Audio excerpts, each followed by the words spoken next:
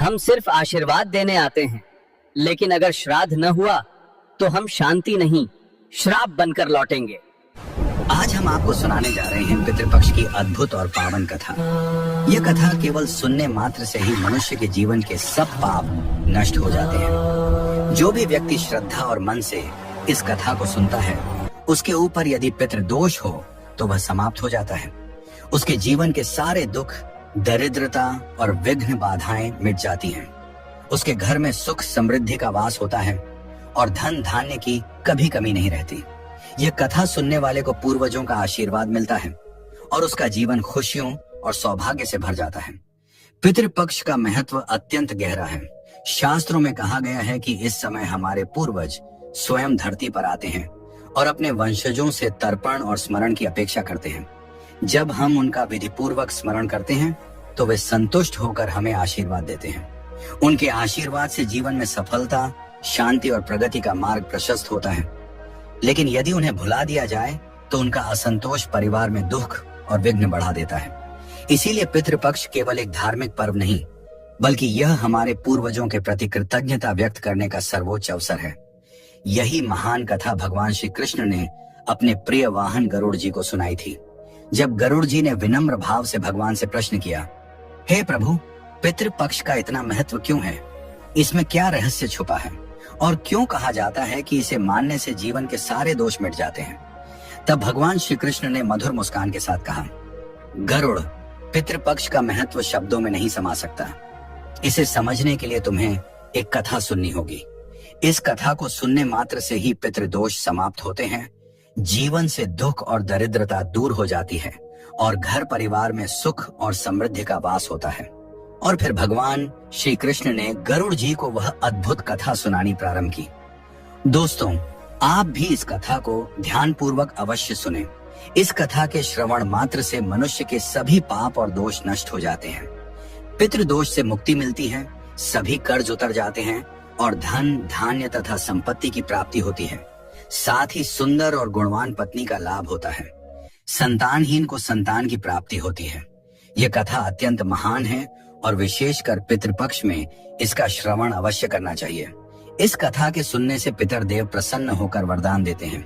श्री कृष्ण कहते हैं, हे गरुड़, प्राचीन काल की बात है। रुचि नामक एक राजा थे। उन्होंने संसार के मोह माया को त्याग दिया और निर्भय होकर ब्रह्मचर्य का पालन करते हुए पृथ्वी पर विचरण करने लगे। वे संसार की सभी भोग विलास की वस्तुओं को छोड़ चुके थे। उन्होंने घर गृहस्थी से भी नाता तोड़ लिया था। वे केवल एक बार भोजन करते और अधिकतर वन में ही विचरण करते रहते थे। राजा रुचि को ऐसा वैराग्य धारण किए देख उनके पितृगण अत्यंत दुखी हो गए। उन्होंने सोचा, हमारा वंशज यदि इस प्रकार संन्यास ले लेगा तो वंश की वृद्धि कैसे होगी? इससे तो वंश नष्ट हो जाएगा। इस चिंता से व्याकुल होकर उन्होंने निश्चय किया कि वे स्वयं जाकर राजा रुचि से मिलेंगे और उन्हें वैराग्य का त्याग करने के लिए समझाएंगे। एक दिन जब राजा रुचि गहन ध्यान और तपस्या में लीन थे, तभी उनके समस्त पितृगण वहां प्रकट हुए। जब उन्होंने आंखें खोली तो अपने सामने 4 दिव्य आत्माओं को खड़ा देखा। वे आश्चर्यचकित हो गए और प्रणाम करते हुए बोले, हे महान आत्माओं, आप कौन हैं और किस कारण से मेरे दर्शन देने आए हैं? वे दिव्य आत्माएं बोली, वत्स, हम तुम्हारे पूर्वज हैं। तुम्हारे इस वैराग्य पूर्ण आचरण से हम अत्यंत दुखी हैं, इसलिए तुमसे मिलने आए हैं। यह सुनकर राजा रुचि ने विनम्रता से कहा, हे पितृगण, आपके दर्शन से मैं धन्य हो गया, किंतु आप मेरे आचरण से दुखी क्यों हैं? मुझसे कौन सी भूल हो गई है? कृपया विस्तार से बताइए। पितरों ने कहा, वत्स, तुमने विवाह क्यों नहीं किया? विवाह स्वर्ग और मोक्ष प्राप्ति का श्रेष्ठ मार्ग है। गृहस्थ आश्रम के बिना मनुष्य का कल्याण नहीं होता। गृहस्थ में रहकर ही देवताओं, पितरों, ऋषियों और अतिथियों की सेवा की जा सकती है। विवाह और संतान के बिना मनुष्य देवऋण और पितृऋण से मुक्त नहीं हो सकता। संतान उत्पन्न किए बिना स्वर्ग की प्राप्ति असंभव है। यदि तुमने विवाह नहीं किया तो मृत्यु के बाद तुम्हें नरक मिलेगा और अगले जन्म में भी दुख भोगने पड़ेंगे। राजा रुचि ने उत्तर दिया, हे पितरों, विवाह करना अत्यंत दुखदायी है। इससे पाप बढ़ता है और अंत में अधोगति मिलती है। इसी कारण मैंने विवाह का त्याग किया है। स्त्री के साथ संबंध करने से मुक्ति नहीं मिलती। जो व्यक्ति अविवाहित रहकर विद्या अर्जित करता है और ज्ञान से आत्मा को शुद्ध करता है वही श्रेष्ठ है। इसीलिए मैंने ब्रह्मचर्य का मार्ग चुना है। यह सुनकर पितरों ने कहा, वत्स, तुम्हारी बात उचित है कि इंद्रियों को वश में रखकर आत्मा को ज्ञान से निर्मल करना चाहिए, किंतु यह कल्याण का पूर्ण मार्ग नहीं है।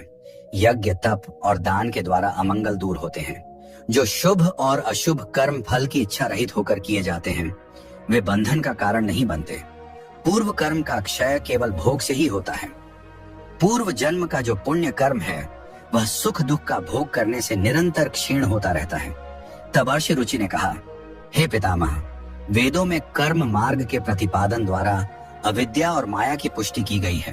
फिर आप मुझे विवाह करने के लिए क्यों प्रेरित कर रहे हैं? विवाह करने से तो मेरा अनिष्ट ही होगा।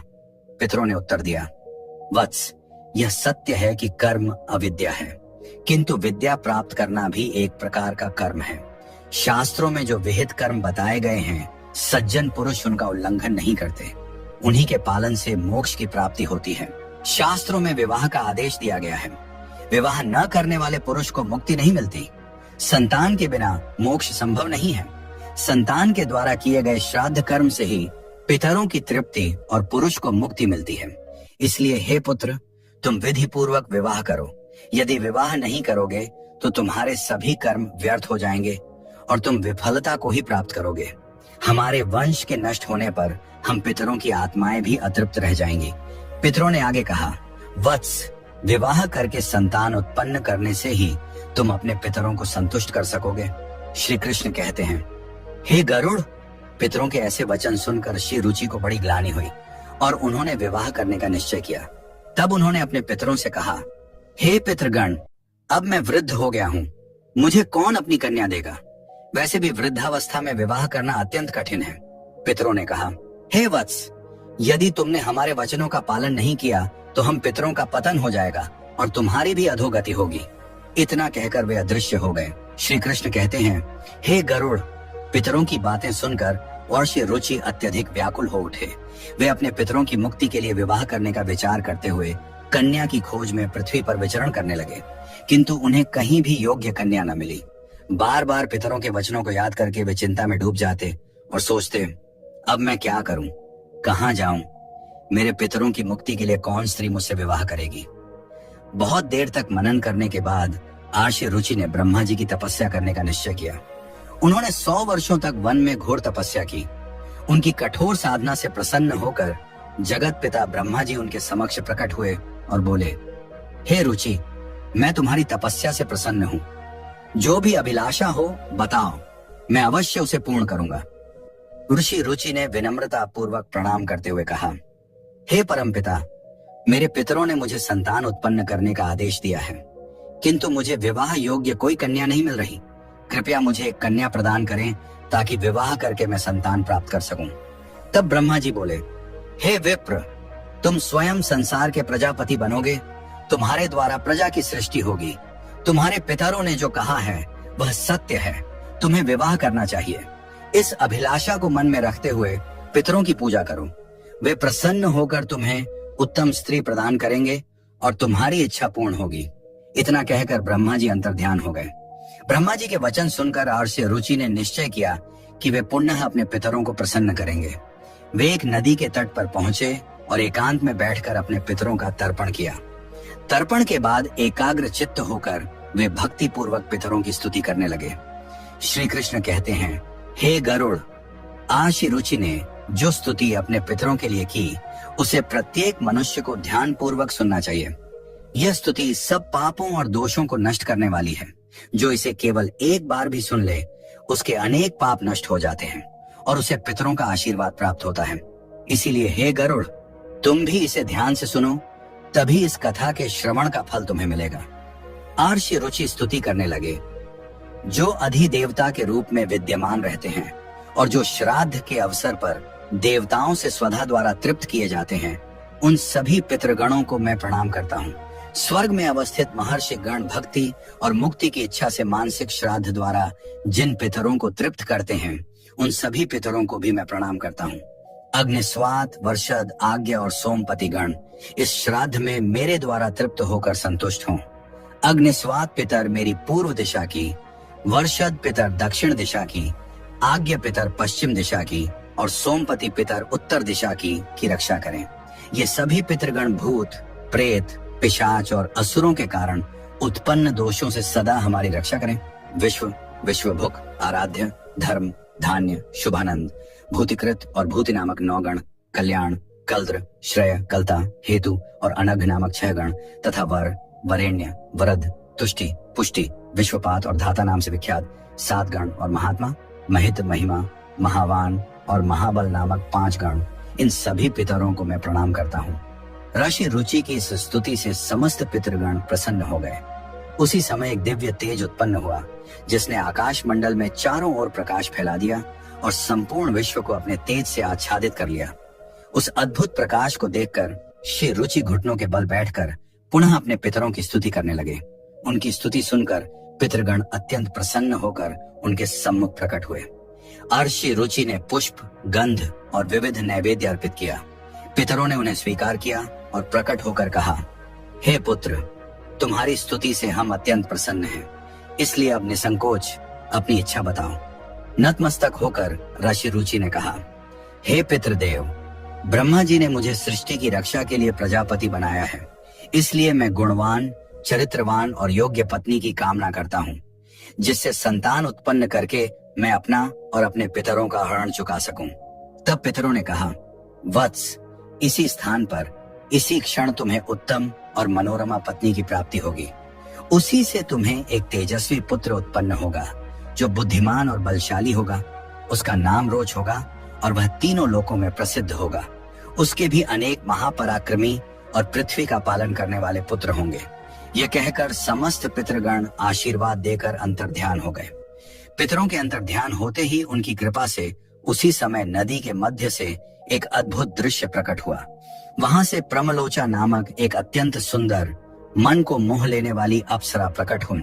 वह महात्मा रुचि के समीप आई और मधुर वाणी में बोली, हे तपस्वी श्रेष्ठ, वरुण के पुत्र महर्षि पुष्कर की एक अतिशय सुंदर कन्या है जिसका नाम मानिनी है।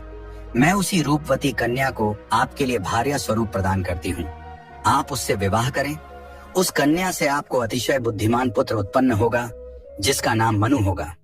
इसके बाद प्रजापति रुचि ने उस अप्सरा द्वारा प्रदत्त कन्या मानिनी से विधि पूर्वक विवाह किया। श्री कृष्ण कहते हैं, हे गरुड़, इस प्रकार आज श्री रुचि ने अपने पितरों को प्रसन्न करके योग्य पत्नी प्राप्त की और अपने वंश की वृद्धि की। इसके बाद भगवान श्री कृष्ण ने गरुड़ जी को पितरों को प्रसन्न करने के अनेक उपाय बताए। उन्होंने कहा कि ये उपाय मनुष्य के जीवन से पितृदोष को समाप्त करते हैं और पितरों की कृपा प्राप्त करने में सहायक होते हैं। श्री कृष्ण ने कहा, पितरों को प्रसन्न करने का सबसे पहला और मुख्य उपाय तर्पण है। तर्पण का अर्थ है पितरों को जल अर्पित करना। पितृपक्ष में पवित्र जल लेकर काले तिल, दूध और कुश के साथ पितरों का आह्वान करते हुए श्रद्धा से जल अर्पण करना चाहिए। तर्पण करते समय एयुएम पितृभ्यः स्वधा मंत्र का उच्चारण करने से पितर प्रसन्न होकर आशीर्वाद देते हैं। उन्होंने आगे कहा, श्राद्ध कर्म पितरों की तृप्ति के लिए अत्यंत आवश्यक है। इसमें पितरों के निमित्त सात्विक भोजन, फल और वस्त्र अर्पित किए जाते हैं। श्राद्ध करने वाले को ब्राह्मणों को भोजन कराना चाहिए और उन्हें वस्त्र व दक्षिणा देकर आशीर्वाद लेना चाहिए। श्राद्ध के दिन विशेष रूप से खीर, पूरी, सब्जी और अन्य सात्विक भोजन बनाकर पितरों को अर्पित करना चाहिए। तीसरा उपाय श्री कृष्ण ने बताया, गाय, ब्राह्मण और अन्य जीवों को भोजन कराना। विशेषकर गाय, कुत्ते और कौवे को भोजन देने से पितर तृप्त होते हैं। श्राद्ध के दिन गाय को रोटी और हरी घास तथा कौवे को चावल और खीर अर्पित करना विशेष शुभ माना जाता है। इससे पितरों की कृपा मिलती है और पितृ दोष का नाश होता है। फिर श्री कृष्ण ने कहा, पीपल और तुलसी के वृक्ष की पूजा करना भी पितरों को प्रसन्न करने का श्रेष्ठ उपाय है।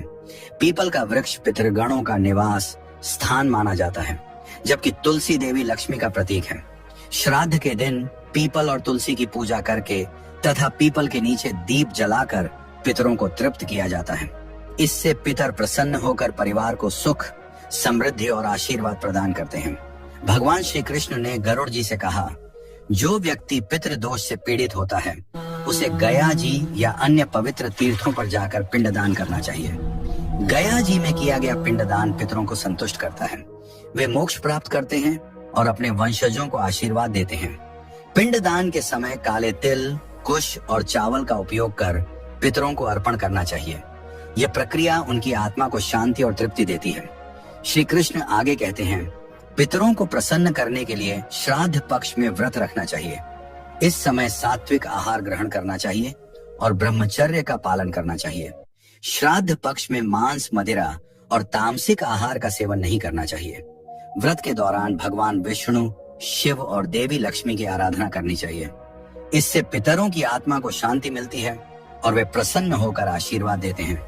भगवान श्री कृष्ण ने बताया, पितरों को संतुष्ट करने का एक विशेष उपाय है अन्नदान और वस्त्रदान।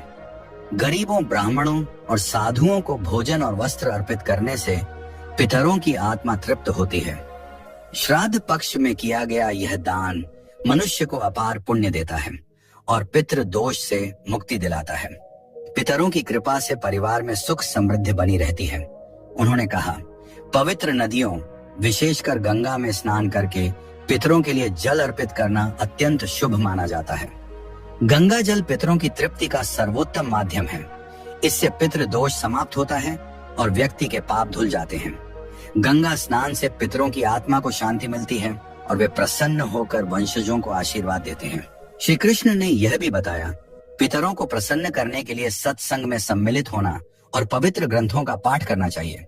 विशेष रूप से भगवत गीता का 11वां अध्याय पढ़ना अत्यंत लाभकारी है। इसके पाठ से पितरों की आत्मा को शांति मिलती है और वंशजों पर उनकी कृपा बनी रहती है। भगवान श्री कृष्ण ने अंत में कहा, जो भी व्यक्ति इन उपायों को श्रद्धा और विश्वास के साथ करता है, उसे जीवन में सभी प्रकार के सुख और समृद्धि प्राप्त होते हैं। पितृ दोष से मुक्ति मिलती है और परिवार में शांति बनी रहती है। हे गरुड़, जो इन उपायों का पालन करता है, उसके पितर सदैव प्रसन्न रहते हैं। तो दोस्तों, इस प्रकार गरुड़ पुराण में पितृपक्ष की कथा और पितरों को प्रसन्न करने के उपायों का विस्तार से वर्णन मिलता है। ये कथा हमें सिखाती है कि पितरों की सेवा और तर्पण करना हर मनुष्य का परम कर्तव्य है। दोस्तों, उम्मीद है आपको यह कथा और जानकारी पसंद आई होगी। अगर अच्छी लगी हो तो इसे लाइक करें, परिवार और दोस्तों के साथ शेयर करें और ऐसी ही आध्यात्मिक जानकारियां पाने के लिए हमारे चैनल को सब्सक्राइब करना न भूलें। आपका धन्यवाद।